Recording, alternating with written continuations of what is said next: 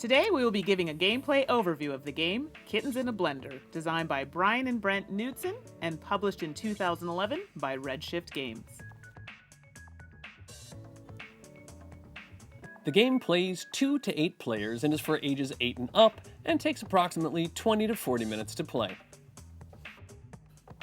Hello, welcome to another episode of To Die For Games. I'm Mandi, aka the Board Gaming Pinup Girl. And I'm Matt, aka Lorz. We have Kittens in a Blender, all set up and ready to go, so let's take a closer look. The objective of the game is to save your kittens. You want to keep your kittens safe and send your opponent's kittens into the blender. The person with the most points when there are no more kittens to be blended wins. The components are 1 oversized blender card, 1 oversized box card, 110 playing cards, 64 kittens, 4 colors, 16 of each, 8 blends and blend pulses, 4 dogs in the kitchen.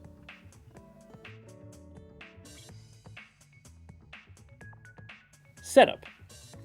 The top part of your box is actually going to be your blender. Take that off and put it face side down on the table.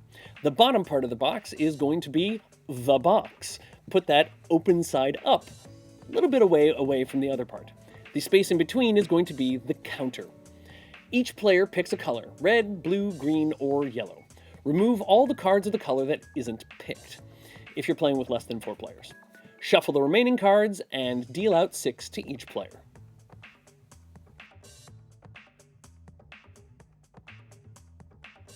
How to play. On your turn, you play 2 cards.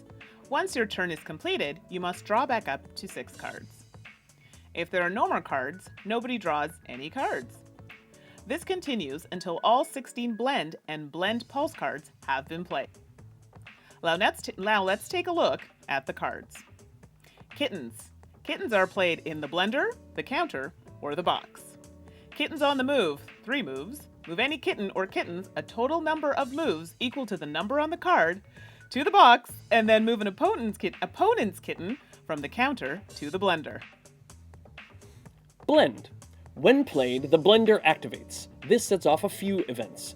All the kittens in the blender are blended, and you put them underneath the blender.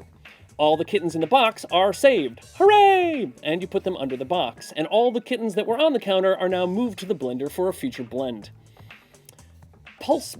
Blend Pulse works the same way as the blend card, except it can be played on your opponent's turn. So if that happens, leave that card out in front of you. Dogs in the kitchen. Whichever direction the dog's nose is pointing is the direction you're going to pass your entire hand. If you're left with less than 6 cards at the end of this, draw back up to 6. Kittens in the blender. When this card is played, all kittens in the box and on the counter are moved to the blender. These kittens in the blender. When you play this card, choose a color and move all kittens of that color that are in the box and the counter into the blender. Kittens on the counter. Move every kitten from the blender and box to the counter. Kittens in the box. Move all kittens from the blender and on the counter to the box. Scoring. After all 16 blend and blend pulse cards are played, the game's over.